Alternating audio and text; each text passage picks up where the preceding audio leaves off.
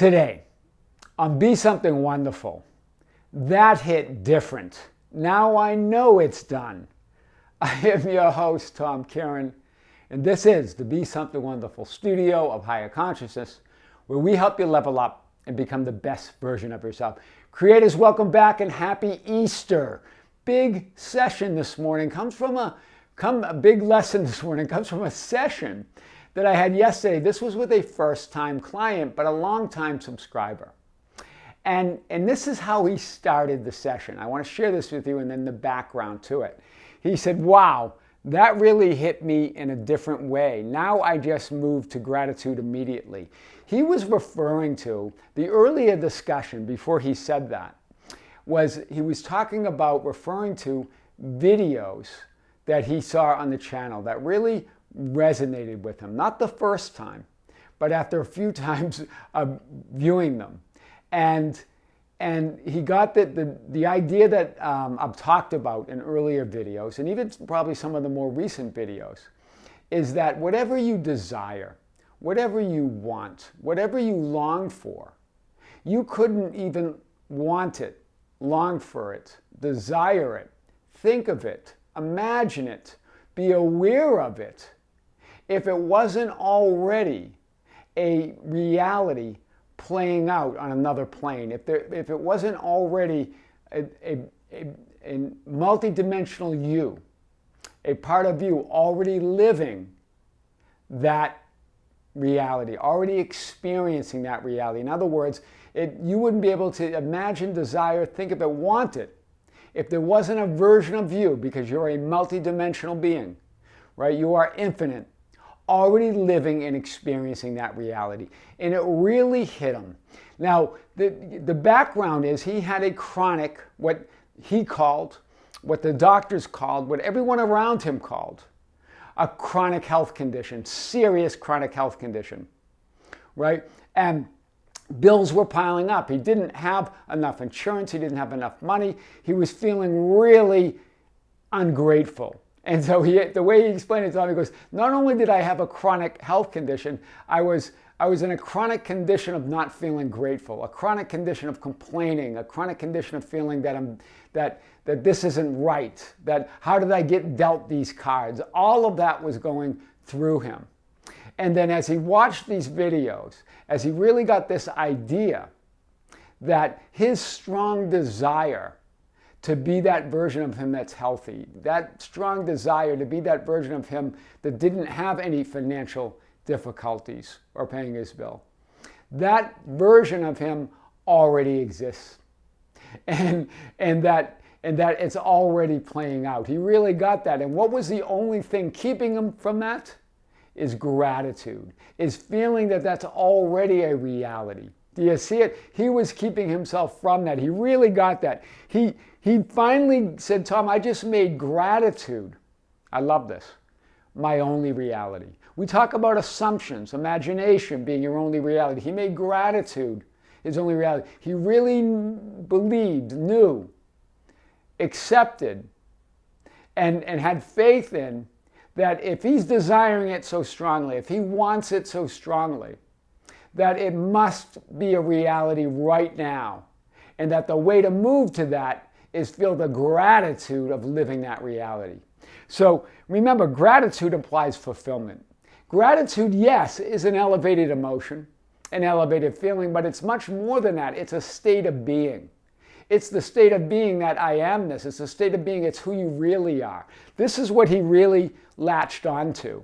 You wouldn't even be able to want, desire, or imagine it if it weren't already yours, within you. There is no out there. He got that. Now, he does not have that health condition anymore. There is no chronic health condition. The doctors were trying to explain it away to him as this is because of this or that, but he knew why. And his friends, that unbeknownst to him, did a GoFundMe, not a public one. I guess they did it among a sort of informal GoFundMe network of other friends. And these weren't even close friends, right? A close friend started it. But then all of these other friends, he said that some of them he barely knew, were contributing. And then an uncle who he never really was close to, he said, put in a ton of money. His debts are cleared. He now even has money to get a new place, to really just bask in this new reality, this new version of himself. This is big. So it all turned around, but how? By the knowing. He decided that, okay, there is a reality, there is a version of me, or I wouldn't have this strong wanting. I wouldn't have this strong desiring unless there was a version of me already living, already experiencing that reality. And he realized, what's keeping him from it is that state of being ungrateful, that state of being miserable, that state of feeling that he's a victim, that this is being put upon him, right? That reality is happening to him as opposed to through him. He really got it. So, and remember, here you are, right? Here you are, and that blue is what you're currently focused in on. But all of these other realities, all these other versions are potential to you.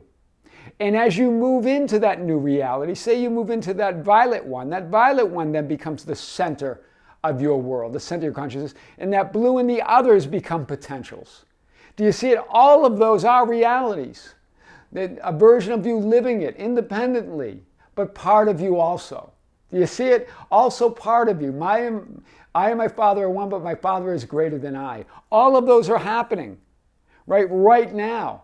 But they're potential to you while you stand focused in on the chronic illness, in on being ungrateful, in on being a victim, whatever it is, right? And as you stand in it, all that other becomes potential. When you want or desire anything, there's a version of you already, right now, experiencing that alternative parallel reality. Or else you wouldn't even be aware of it. You wouldn't even be able to think of it. You wouldn't be able to imagine it. You are the awareness. You are that I am. So when you're aware of that, when that comes in the feeling of a longing, of a craving, of a desire, of a strong wanting, that's because there is a version of you living that life. That's where it comes from. Where do you think feelings come from? Right? It's all you. So you are only ever feeling, hear this, what you're thinking, assuming, and believing. And that feeling of wanting, of longing, and desiring comes from the thought, assumption, and belief that you are separate from what you are imagining, desiring, and wanting. Wow.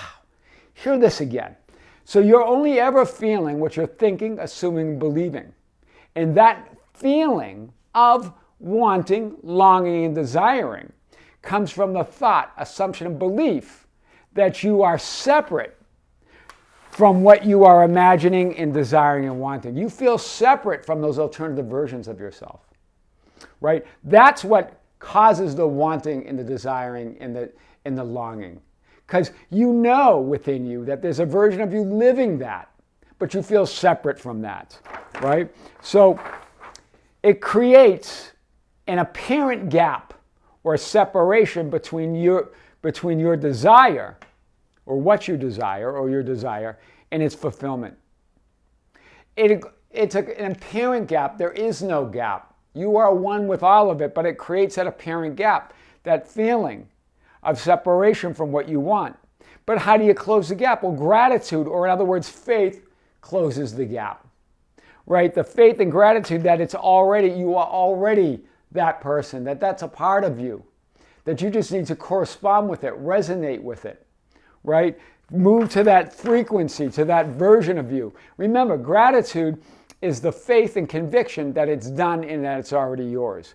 Gratitude is infinitely more than an elevated emotion or feeling. It's a state of being. It's a state of grace. So it's not about trying to hold on to certain elevated emotions or trying to hold on to positive thoughts. It's about moving to that state of being, of gratitude, of grace, of who you really are, right? It's the absolute faith of Scripture, conscious of being that which you desire and want to be. That's what gratitude is. That's what faith is. You're now conscious of being that which you want to be. If you have faith as a mustard seed, the size of a mustard seed, as a grain of a mustard seed, and all the different versions of the Bible, they talk about this. But what does it really mean? It's not talking about a small amount of faith. It's talking about absolute faith of a mustard seed. A mustard seed knows it's a mustard seed and knows it will grow into a mustard tree. You know you are I am.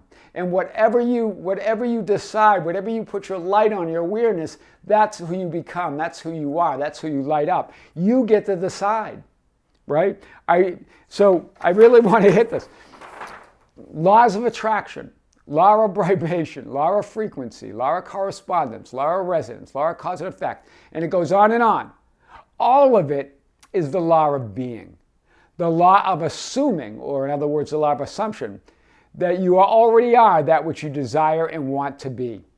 Do you hear it? That's what we're talking about. Gratitude, faith, and conviction is the frequency of fulfillment. It's the state of being of fulfillment. It's who you already are. And it's recognizing that. It's aspiring to that. It's pointing to it. It means already. Right? That's where the already comes from. Gratitude, love, appreciation is your natural state of being as source. I am. It instantly collapses time and space. This is what he felt once he moved to it, right? Once he decided that that is his state of being, that is who he really is, right? So, and remember with Jesus, when one of the most powerful miracles in the Bible, the resurrection of Lazarus, right? And remember, Lazarus was dead, as we've talked about, 4 days, right? 3 days, they believed back then, the spirit's still there in the body, and that you can resurrect, that there's a possibility of resurrection. But here, as I've said before, that Lazarus was dead, 4 days, and Jesus resurrected Lazarus. What did he do though? As he walked towards the tomb, he said, Father, I thank you that you have heard me. In other words, I thank you have heard me already. Present perfect. That you've already heard me, that you always hear me. It's gratitude in advance. It's beyond time and space. Right? You're already that. That gratitude's within you. It's your natural state of being. I am. Jesus, as your I am, is saying that. And then Jesus goes on to say, and I know you always hear me. In other words, you're always in that state of gratitude. You're always that version of yourself. You can move to it any time. Right? I thank you that you've heard me already. You always hear me. And then he goes on to say, but because of the people who are standing by, I said this, that they may believe that you sent me. And remember, what do those people represent? Those are your thoughts of doubt and fear. Those are those inner and outer conditions that appear contrary to what you want. Right? They're all around doubting him. Right? But again, he says it, right? Because he expresses the gratitude aloud. But that gratitude's already there. It was there in advance. I thank you that you have heard me because you always hear me. You always hear my gratitude. I'm always that which I want to be. I just need to move there. I need to recognize it. I need to be aware of it. I need to show those conditions that they cannot stand in front of that I am and continue to perpetuate, continue to exist. Right? They dissolve back in to that potential as you declare that. That's big. So Jesus remembers your I am. Remember Jesus, before he said, Father, I thank you that you've always heard me. He said, take away the stone. Remember, Lazarus was in a cave, a dark cave with a stone in front of it. That cave represents the darkness of those conditions. The darkness of those unwanted form, or the materialized conditions that you want to change or that you want to be different, right? And the stone over it represents that it's sealed. Those conditions are real. I can't do anything about them. This is what you feel when you're in a chronic state of a medical condition and your bills are piling up, you have no money, and you're feeling ungrateful. You're feeling like there's no way out. What does Jesus say? Take away the stone. In other words, I am is saying, take away the stone. I am is saying there are no conditions that can keep me in the darkness of that material form of those conditions. Wow. Take away the stone, right? And then, of course, a few verses later, Lazarus, come forth, right? Unbind him. Unbind him and let him go. Wow. So he says, first, Lazarus, come forth. Lazarus is resurrected. Then he's still bound in the grave clothes, still bound by the thoughts of that chronic illness is still there, or the conditions that I don't want are still there, still bound by the doubt and fear that, oh, they may still continue. And then what does Jesus say? After he says, Lazarus, come forth, unbind him, loose him, and let him go. That's what you're doing here, right? It's the absolute faith in knowing that temporary manifested physical, unwanted or judged unwanted negative conditions, right? Judged not by appearances, but we do, right? Those conditions, that dark cave that represents in the resurrection of Lazarus, can't ever confine or limit who you really are. Those conditions, that stone, that dark cave, can't confine or limit you ever. This is what my client moved to.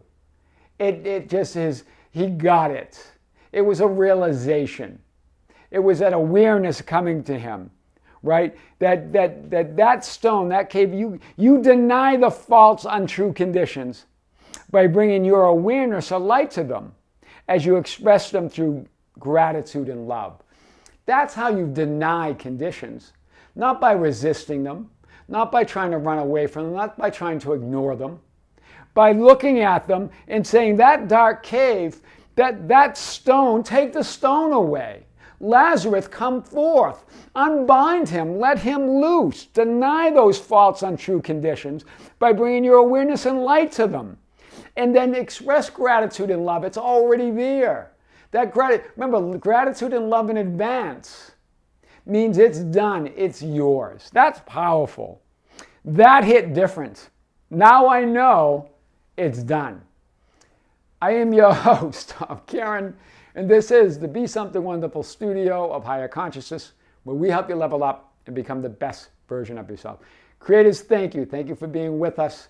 Thank you for liking and sharing and commenting on the videos. We're going to have another live stream. It's going to be on the membership channel again. That's coming. I'll be announcing that soon. We also have a Facebook group, the Be Something Wonderful Ambassadors, at Be Something Wonderful at Facebook.com/groups/Be Something Wonderful. We also have an organization page on Facebook at Be Something Wonderful. We have an Instagram and Twitter at Tom Kearin, or just go to our website anytime at tomkearin.com or besomethingwonderful.com.